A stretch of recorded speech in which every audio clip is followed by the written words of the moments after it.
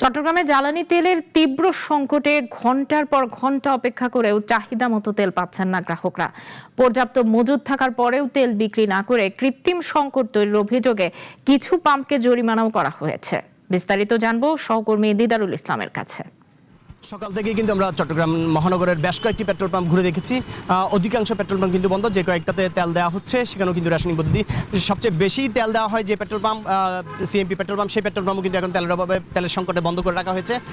এখানে আশেপাশের কয়েকটা পেট্রোল পাম্পে তেল দেওয়া হচ্ছে। এই যে পেট্রোল পাম্পটাতে আমি এখন আছি বর্তমানে, এই পেট্রোল পাম্পটাতে তেল দেওয়া হচ্ছে, কিন্তু এখানেও রেশনিং পদ্ধতি অবলম্বন করা হচ্ছে।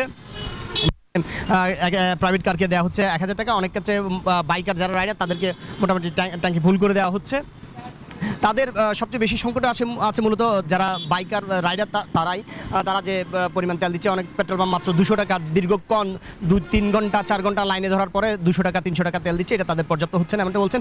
একটা বিষয় যদি উল্লেখ করি আপনাদের রাইডারদের তথ্য মতে, তারা যে বলছে তারা পেট্রোল পাম্পে তেল না পেলেও পেট্রোল পাম্পের বাইরে খোলা বাজারে কিন্তু কিছু তেল বিক্রি হচ্ছে। যেমন আনোয়ারার, চট্টগ্রাম নগরের বাইরে আনোয়ারা, এখানে বেশ কিছু খোলা তেল বিক্রি হচ্ছে।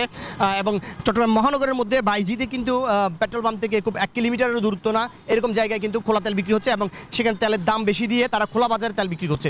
যেখানে পেট্রোল পাম্প তেল দিতে পারছে না সেখানে কিন্তু এই বাজারগুলো, এই যে খোলা তেল বিক্রি করছে, তারা কিভাবে তেল দিচ্ছে এটা আসলে প্রশ্ন রাখছে তারা।